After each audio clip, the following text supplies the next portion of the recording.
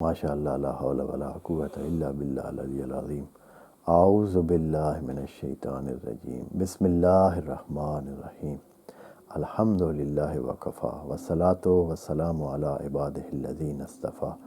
Amma ba'du, farabbi shrah li sadri wa yassir li amri wahlul 'uqdatam min lisani yafqahu qawli wa qul rabbi adkhilni mudkhala sidqin wa akhrijni mukhraja sidqin waj'al li min ladunka sultanan nasira. Bismillah wa billah wa tawakkaltu ala Allah. In the name of Allah, the most compassionate, the most merciful. Verse number 140 from Surah Al-Baqarah, second chapter of the Holy Book of Quran. We recite it together. A'udhu billahi minash shaitanir rajim. Bismillahir rahmanir rahim. Am taquluna inna Ibrahima wa Ismaila wa Ishaqa wa Yaquba wal asbat kanu hudan aw nasara qul أأنتم أعلم أم الله ومن أظلم ممن كتم شهادة عنده من الله وما الله بغافل عما تعملون. صدق الله العظيم. Still, the direction of talk is towards Israelite, and this importance that Allah has given Israelite in His book, and so many times He talks about them, and the Prophet Moses is the most talked of the Prophet in the Holy Book of Quran, and that because of so many points, and one of them maybe is that these people were the knowledgeable people in the Arabian Peninsula. In Hijaz, there were so many people living in different parts of that and scattered in the different geographical points, but especially the major station where they were situated, it was Medina, as it was called Yasrib before Islam, and after the Holy Prophet had migrated to that city, the name of city was changed from Yasrib to Madinatul Rasul. Of course, it was first Madinatul Rasul, the city of the Prophet. And since it was a longer name to be pronounced all the time, so briefly people came to the name of Medina, and now it is called Medina without Madinatul Rasul. It is not completely pronounced and uttered, but only the brief name of that is mostly talked about, and that is Medina. Here in Medina and its surrounding and outskirts, there were a huge community of Jews living there, and as it is said, and it is in their book, that they were waiting for the last prophet, and they were waiting for him. For this very reason, they were staying and taking habitat here. Otherwise, their promised land, or the land that they love, they want to stay there, it is not this land. That is the land of Canaan or Jerusalem, or that area which they call it land which was promised to them, and that is because of their belief. Of course, it is not special for them, or it is not only for them. It is for all people. It is a land which is Mubarak, as the word of Allah tell us that this land is Mubarak land, and everybody who goes there, he can take the barakah, and he take the benefit of that land. And that land is not only for some specific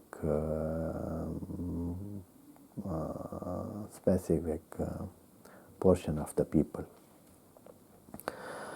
But they were living here in Hijaz, and so since they were knowing book and they were called ahbar, people who are working with Hebrew and ink, and their work is to study and all those religious matter and books they were studying, and they had good knowledge. So they were those who were making argument, and they were checking the prophet, his righteousness, and whether he is the real prophet or not. They had some material to check him. Since that, they were putting their version of the history and their version of the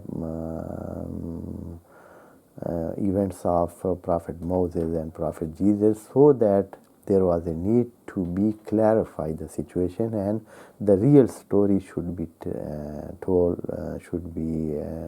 here. And so for this reason, Quran came to confirm those parts which are real one, and they happen, and so Quran came to confirm them. And the other part which were so many and they were false, they were eradicated and they were omitted, and they were not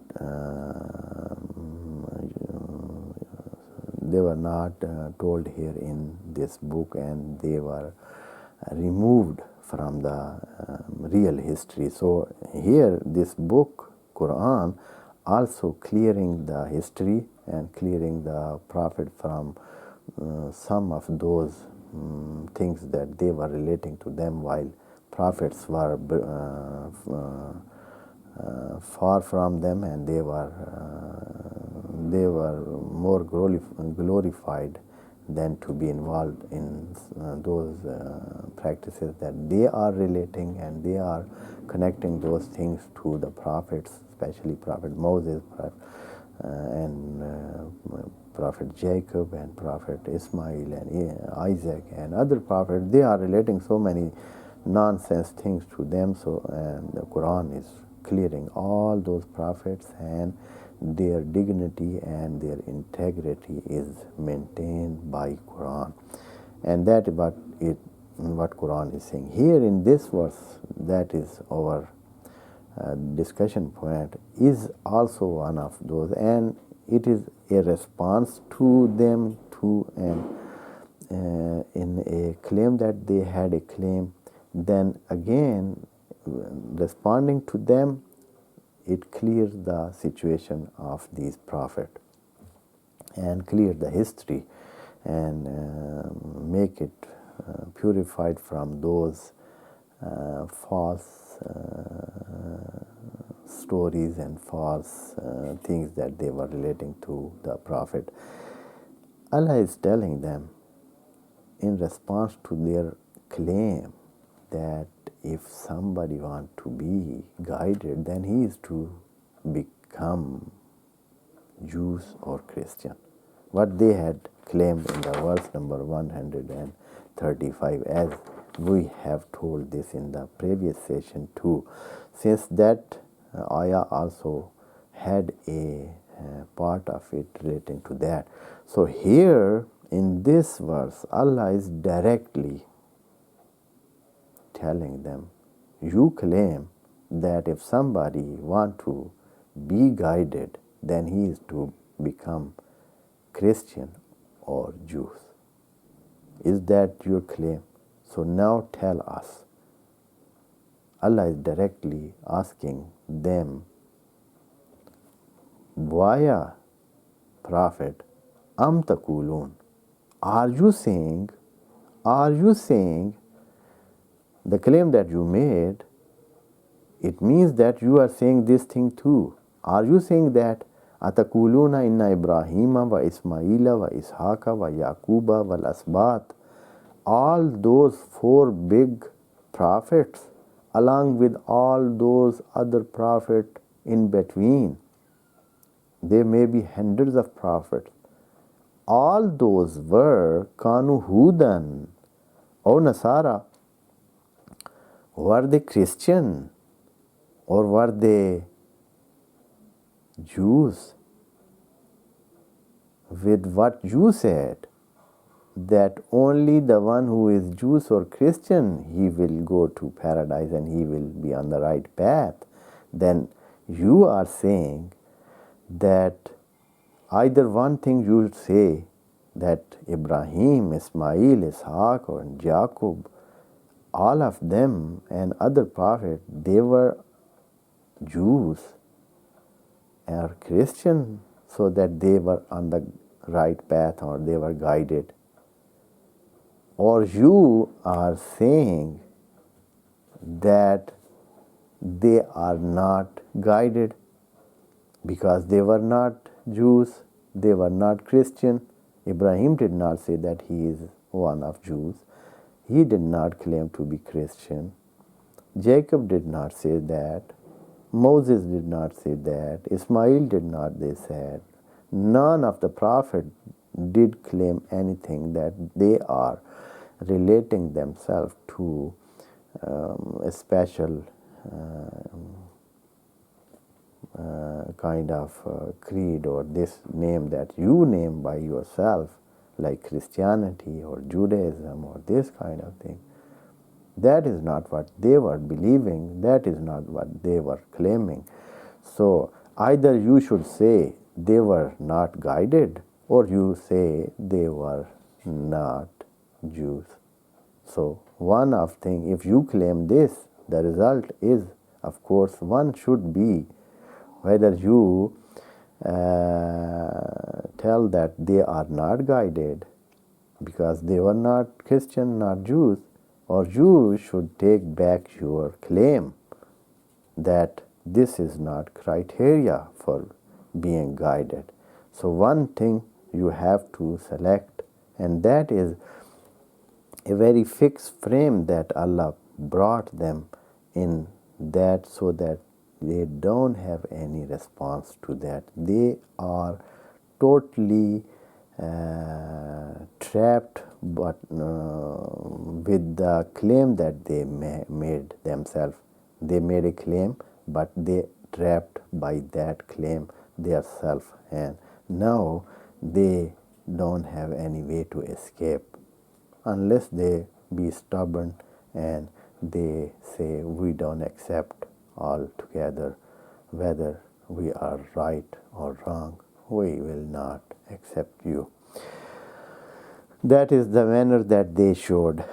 Am takuluna, or you Israelite, or you Christian, because the tone of talk is directed to both of them in the verses before, because they were claiming both of them the same thing. So Allah is talking to both of them here. Am takuluna inna Ibrahima, whether you say that indeed Ibrahim alayhi salam, wa Ismail alayhi salam, wa Ishaq alayhi salam, wa Yaqub wal Asbat, Yaqub and other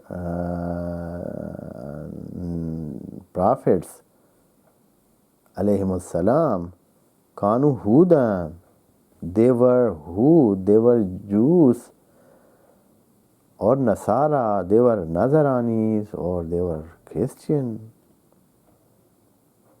May here somebody comes and say, maybe that stubborn man may claim that, oh Allah, okay, they were Jews or they were Christian. What happens if we say they were Jews, they were Christian? So Allah is asking another question. Antum a'lamu amillah, you know better or Allah knows better? Allah is telling that they were not Jews, not Christian. They were on the millat of Ibrahim. All of them were. Ibrahim was his own self as an imam. Imam is the one who should be followed. His idea, his practices should be taken as a model. And that is what Allah has said to us and to all mankind, that he is Imam and he should be followed, and his millat is the one which is to be followed and which is to be believed in.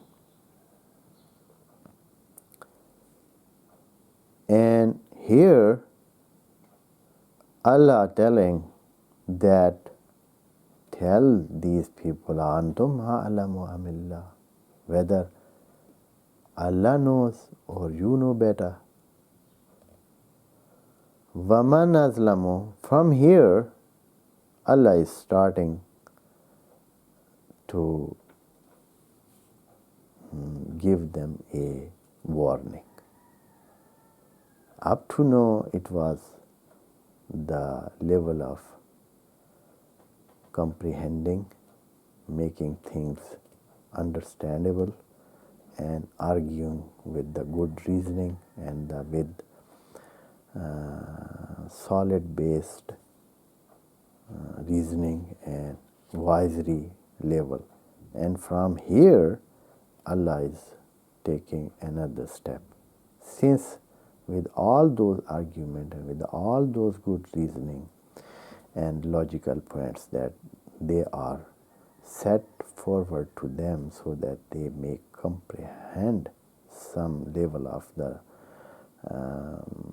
invitation, if they still persist on what they are doing now, then Allah is giving them a warning, session 2, and that starts from here, and we will complete that half of the ayah in the session which will come inshallah. Wassalamu alaikum wa rahmatullahi wa barakatuh. May Allah bless you all.